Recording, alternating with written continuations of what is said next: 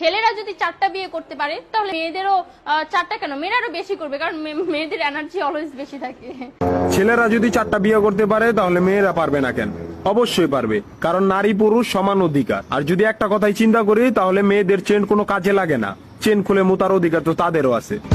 মালে আসেন, একটা চাবি দিয়া যদি 4টা তালা খোলা যায় ওটাকে বলা হয় মাস্টার কি, আর একটা তালা যদি 4টা চাবিতেই খুলে সেটাকে বলা হয় কি। ধরেন আপনি 4টা ইঁদুর পালেন, আপনার কাছে গর্ত আছে একটা, বাহিরে অনেক বৃষ্টি, বুঝেনি তো ওয়েদার ডিমান্ড। এখন 4টা ইঁদুরের একসাথে গর্তে ঢুকতে হবে, তখন আপনি কি করবেন? ধরলাম উপরে নিচে মিলাই আরো 2টা আছে, হ্যাঁ, তাহলে 4 নাম্বার ইঁদুরটা কই যাবো? কানের ফুটা দা না নাকের ফুটা দিয়া? হ্যাঁ, তার মধ্যে মাসের মধ্যে 7 দিন থাকে লকডাউন। আমি মানি, আমি না শুধু সবাই মানে, মেয়েদের অনেক পাওয়ার, মেয়েদের অনেক এনার্জি। তাহলে দেশের মধ্যে ঘন ঘন লোডশেডিং হয় কেন? আমার মাথায় কোনো ভাবেই ঢোকে না।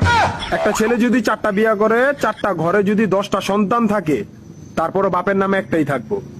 এখন আপনি যদি 4টা বিয়ে করেন, একটা সন্তান হয়, তাহলে বাপের নাম কি দিবেন? সলিমুদ্দিন, কলিমুদ্দিন, আনোয়ার, মনোয়ার, নাকি গড়ে মিলাইয়া জানোয়ার? আপনি কি নারী না ঢাকা শহরের লোকাল গাড়ি? 30টা সিট ফুল, 20 জন দাঁড়ানো, তারপরও বলে পিছনে সিট খালি, ওঠেন তাড়াতাড়ি, পিছনে সিট খালি, ওঠেন তাড়াতাড়ি। শুধু এই সমস্ত মেয়েদের কারণে পুরা